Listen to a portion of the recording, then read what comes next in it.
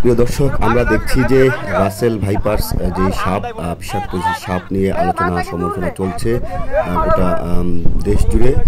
সেই রাসেল ভাইপার্স সাপ একটি ধরা পড়েছে চাঁদপুরের শহরের পুরানবাজার হরিসভা এলাকায়। এখানে নদীর পাড়ে জেলেদের জালের মধ্যে এই রাসেল ভাইপার্স একটি সাপ আটকে গেছে। সেটি উদ্ধার এবং ধরার চেষ্টা করছে স্থানীয় জেলেরা। আমরা আপনাদেরকে দেখানোর চেষ্টা করব যে রাসেল ভাইপার্স এই সাপটি আসলে চাঁদপুরে চলে এসেছে এবং চাঁদপুরের ইতিমধ্যে বেশ কয়েক জায়গায় এই সাপটি দেখা গিয়েছে। আজকে চাঁদপুর শহরের একেবারেই যে প্রাণকেন্দ্র পুরানবাজার ব্যবসায়িক প্রাণকেন্দ্র, তার পাশে হরিসভা এলাকায় এখানে নদী শিক্ষিত মানুষ বসবাস করে। সেখানে নদীর পাড়ে একটি মোটামুটি বলা চলে যে একটি বড় সাইজের আকৃতির একটি রাসেল ভাইপার সাপ পাওয়া গেছে এবং এটি খবর শুনে এখানে শত শত মানুষ ভিড় করছে। মানুষ এসেছে, উৎসুক জনতা এখানে ভিড় করছে। তারা সবাই দেখছে। আসলে মানুষ একজন জেলেকে দেখা যাচ্ছে, তিনি খুব সাহসের সাথে এই সাপটিকে জব্দ করার চেষ্টা করছেন।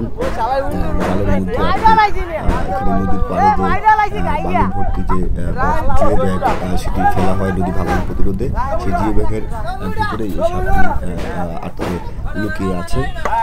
সেটি উদ্ধার জব্দ করার চেষ্টা করছে স্থানীয় জেলেরা। ভয় করে সাপটি নদীতে বন্যা হয়, যে আমাদের পার্শ্ববর্তী যে দেশগুলো রয়েছে সেখান থেকে বন্যার স্রোতে এই সাপগুলো আসলে আমাদের এই অঞ্চলে এসছে এবং এটি বেশ একটি আতঙ্ক ছড়িয়েছে গোটা বাংলাদেশে। আমরা দেখছি যে সামাজিক যোগাযোগ মাধ্যম, পত্রপত্রিকা এবং ফেসবুক সকল জায়গায় এটি নিয়ে বেশ কথা হচ্ছে এবং এটি নিয়ে সাধারণত অনেক মানুষই আতঙ্কিত হয়ে পড়েছেন। এবং আমরা শুনেছি যে এই সাপটি ধরলে 50,000 টাকা পুরস্কার কথাবার্তা দিয়েছেন। আসলে মূলত